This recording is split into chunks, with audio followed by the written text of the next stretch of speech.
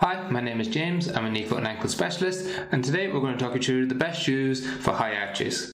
Please remember, all information in this video is for educational purposes, and we have links to all the shoes that we discuss in the description below. So the three shoes that we're going to talk you through today are the Hoka Bondi 8, the Brooks Adrenaline GTS 23 and the Asics Gel-Cumulus 25. We're going to talk through the different characteristics within each shoe and how that influences how your foot moves if you've got high arches. So the first thing that we're going to talk about is heel drop. So that's the difference from the back to the front of the shoe. So the higher the heel drop, the more pressure can be put on your forefoot. So if you've got high arches and you've got a little bit of discomfort under your forefoot, this can be really influential.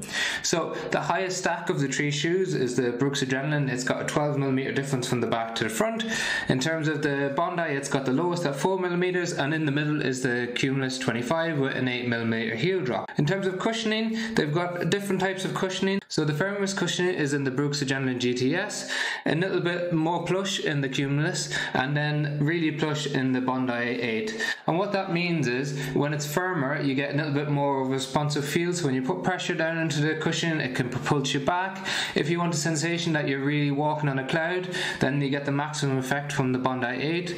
We find that people with high arches who have a little bit of discomfort place a high emphasis on cushioning, and that's because they typically have a two-prong approach to their gait cycle rather than a roll through that you might see in a normal or low arch foot.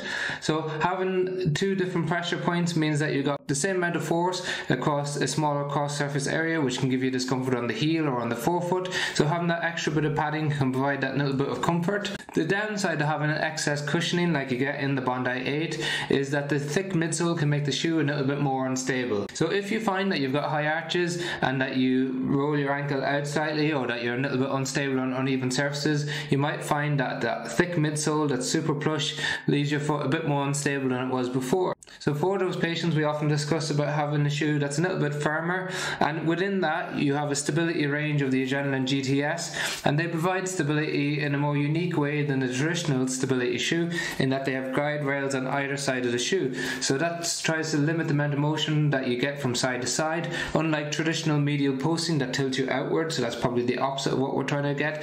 The GuideRails really try and provide stability on both sides, reducing the amount that you can roll out or the amount that you roll in as you move through the gait cycle. So a really nice stable shoe, nice and firm with a high heel drop. So if you're looking for something a little bit in the middle, you've got a little bit more cushioning that's a bit more plush than what you get in the Brooks, and a little bit thinner of a midsole than what you get in the Bondi 8. So this is more of an all-rounder, great shoe for walking, great shoe for running.